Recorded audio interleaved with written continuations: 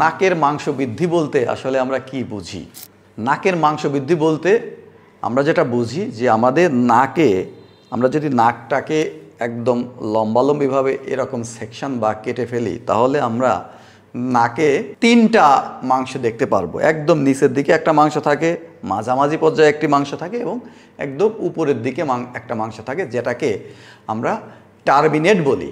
সবচেয়ে নিচের দিকে যে মাংস থাকে সেটাকে ইনফেরিয়র টার্মিনেট বলে, মাঝের দিকে যে মাংসটা থাকে সেটাকে মিডল টার্মিনেট বলে এবং উপরের দিকে একদম নাকের রূপের দিকে যে মাংসটি থাকে এটাকে সুপিরিয়র টার্মিনেট বলে। বেসিক্যালি মাংস বৃদ্ধি বলতে আপনার নাকের নিচের যে অংশ, আমাদের শ্বাস নেওয়ার জন্য কিন্তু আমরা নাকটাকে যদি তিনটা ভাগে ভাগ করি, এখানে ব্রেন আছে, ব্রেন থেকে নিচ পর্যন্ত একদম আমাদের নাকের ফ্লোর পর্যন্ত আমরা যদি তিন ভাগে ভাগ করি, যে নিচের 1/3, মাঝের 1/3 এবং উপরের 1/3, সেক্ষেত্রে আমাদের শ্বাস নেওয়ার জন্য নিচের 1/3টাই জরুরি এবং মাংস বৃদ্ধি পেয়ে কিন্তু নিচের এই 1/3টাই বন্ধ করে দেয়, ফলে শ্বাস নিতে কষ্ট হয়। এটা যদি অনেক বেশি বন্ধ করে দেয় যে শ্বাস নেওয়ার একেবারেই জায়গার নেই, সেক্ষেত্রে আমরা সার্জারির কথা বলি।